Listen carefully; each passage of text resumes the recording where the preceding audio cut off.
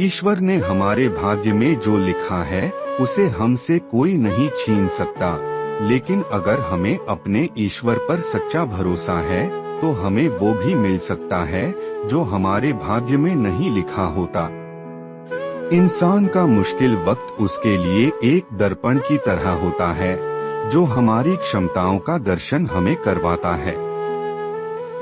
वह दिन मत दिखाना कान्हा कि हमें खुद पर गुरूर हो जाए, रखना अपने दिल में इस तरह कि जीवन सफल हो जाए। इस पूरे ब्रह्मांड में ऐसी कोई ताकत नहीं जो इंसान की इच्छाओं की पूर्ति कर सके, क्योंकि इंसान की इच्छाएं एक समुद्र के समान होती है जिसे कभी भी भरा नहीं जा सकता। जो दूसरों की तकलीफों को समझते हैं, जिनमें दया है, दिल से अच्छे हैं, उन्हें दोबारा जन्म लेना नहीं पड़ता। अगर कोई मनुष्य हमारे साथ बुरा कर रहा है तो उसे करने दो, यह उसका कर्म है और समय उसके कर्म का फल उसे जरूर देगा। लेकिन हमें कभी भी किसी के साथ बुरा नहीं करना चाहिए, क्योंकि यही हमारा धर्म है। दुष्ट लोग अगर समझाने मात्र से समझ जाते तो यकीन मानो महाभारत कभी ना होता। श्री कृष्ण कभी भी हमारा हाल नहीं पूछते, पर वो हमारी सब खबर रखते हैं। श्री कृष्ण अपने सच्चे भक्तों पे हर घड़ी नजर रखते हैं। जो हुआ वह अच्छा हुआ, जो हो रहा है वह अच्छा हो रहा है, जो होगा वह भी अच्छा ही होगा। तुम भूत का पश्चाताप न करो, भविष्य की चिंता न करो, वर्तमान में जियो।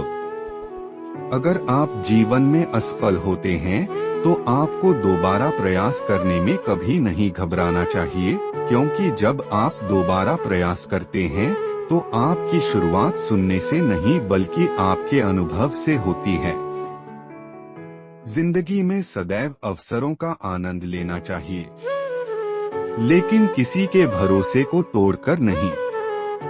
इस संसार में मनुष्य किसी भी रूप में बड़ा नहीं होता, बल्कि मनुष्य के पीछे जो ताकत खड़ी होती है वो ज्यादा बड़ी होती है। मनुष्य अपने सच्चे हृदय से जो दान दे सकता है वह अपने हाथों से नहीं दे सकता, और मौन रहकर हम जो कह सकते हैं वह हम अपने शब्दों से नहीं कह सकते। अंतकाल में जो मनुष्य मेरा स्मरण करते हुए देह त्याग करता है वह मेरी शरण में आता है। इसलिए मनुष्य को चाहिए कि अंतकाल में मेरा चिंतन करें। जिस व्यक्ति के पास संतुष्टि नहीं है उसे कितना भी मिल जाए वह असंतुष्ट ही रहेगा। श्री कृष्ण जी कहते हैं, जिस व्यक्ति को आपकी कद्र नहीं उसके साथ खड़े रहने से अच्छा है आप अकेले रहे। यदि आप किसी के साथ मित्रता नहीं कर सकते हैं तो उसके साथ शत्रुता भी नहीं करना चाहिए। जब आपके जीवन के चारों ओर हताशा और निराशा हो, जब दुखों ने आपको हर जगह से घेर रखा हो, तब आप सच्चे मन से कृष्ण जी के नाम का दीपक जलाना और अपना सब हाल श्री कृष्ण को सुना देना। श्री कृष्ण स्वयं आपके सब दुख हरने आएंगे। तुम उसके लिए शोक करते हो जो शोक करने के योग्य नहीं है। बुद्धिमान व्यक्ति ना जीवित और ना ही मृत व्यक्ति के लिए शोक करते हैं। मनुष्य का जीवन केवल उसके कर्मों पर चलता है। क्रोध की अवस्था में भ्रम जन्म लेता है। भ्रम बुद्धि को नष्ट कर देती है। बुद्धि के नष्ट होते ही व्यक्ति का पतन हो जाता है। जैसा कर्म होता है वैसा उसका जीवन होता है। प्यार और तकदीर कभी साथ नहीं चलते, क्योंकि जो तकदीर में होते हैं उनसे कभी प्यार नहीं होता, और जिससे हमें प्यार हो जाता है वह तकदीर में नहीं होता। खाली हाथ आए खाली हाथ वापस चले जाओगे। आज तुम्हारा है कल किसी और का था, परसों किसी और का होगा। तुम जिसे अपना समझकर मगन हो रहे हो, बस यही प्रसन्नता तुम्हारे दुखों का कारण है। ईश्वर ने हमारे भाग्य में जो लिखा है उसे हमसे कोई नहीं छीन सकता, लेकिन अगर हमें अपने ईश्वर पर सच्चा भरोसा है तो हमें वो भी मिल सकता है जो हमारे भाग्य में नहीं लिखा होता। इंसान का मुश्किल वक्त उसके लिए एक दर्पण की तरह होता है जो हमारी क्षमताओं का दर्शन हमें करवाता है। वह दिन मत दिखाना कान्हा कि हमें खुद पर गुरूर हो जाए, रखना अपने दिल में इस तरह कि जीवन सफल हो जाए। इस पूरे ब्रह्मांड में ऐसी कोई ताकत नहीं जो इंसान की इच्छाओं की पूर्ति कर सके, क्योंकि इंसान की इच्छाएं एक समुद्र के समान होती है जिसे कभी भी भरा नहीं जा सकता। जो दूसरों की तकलीफों को समझते हैं, जिनमें दया है, दिल से अच्छे हैं, उन्हें दोबारा जन्म लेना नहीं पड़ता। अगर कोई मनुष्य हमारे साथ बुरा कर रहा है तो उसे करने दो, यह उसका कर्म है और समय उसके कर्म का फल उसे जरूर देगा। लेकिन हमें कभी भी किसी के साथ बुरा नहीं करना चाहिए, क्योंकि यही हमारा धर्म है।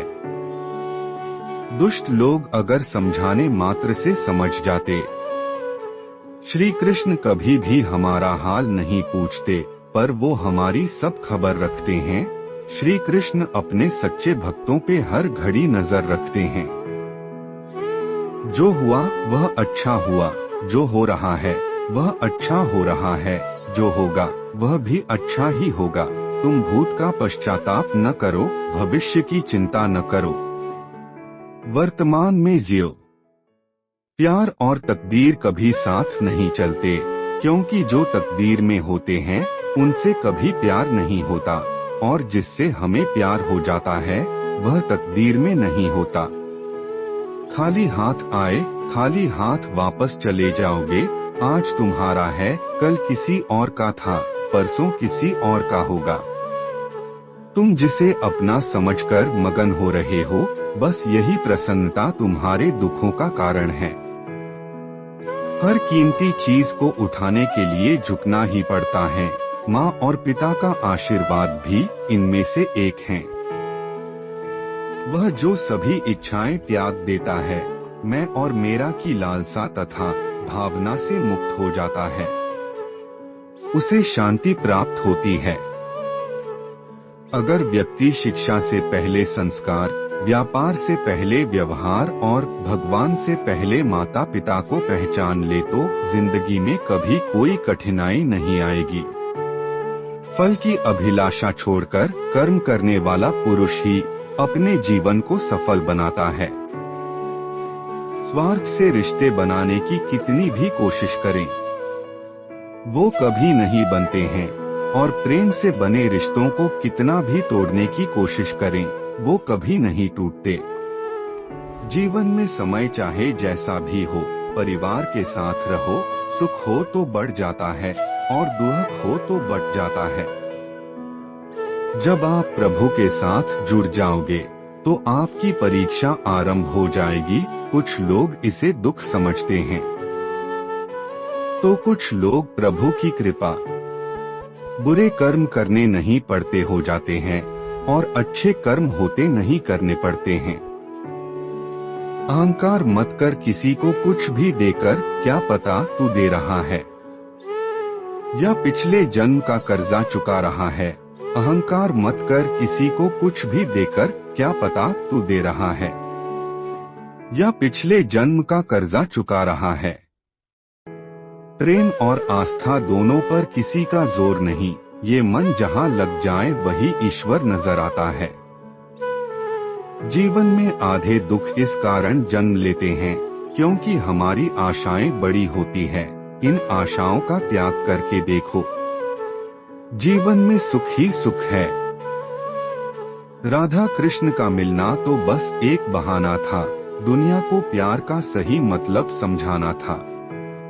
राधा ने श्री कृष्ण से पूछा, प्यार का असली मतलब क्या होता है? श्री कृष्णा ने हंसकर कहा, जहाँ मतलब होता है वहाँ प्यार ही कहाँ होता है। जीवन ना तो भविष्य में है और ना ही अतीत में, जीवन तो बस इस पल में है। केवल इस पल में प्रेम एक ऐसा अनुभव है जो मनुष्य को कभी परास्त नहीं होने देता, और घृणा एक ऐसा अनुभव है जो मनुष्य को कभी जीतने नहीं देता। लोग कहते हैं अपनों के आगे झुक जाना चाहिए, किंतु सच बात तो यह है जो अपने होते हैं वह कभी झुकने नहीं देते।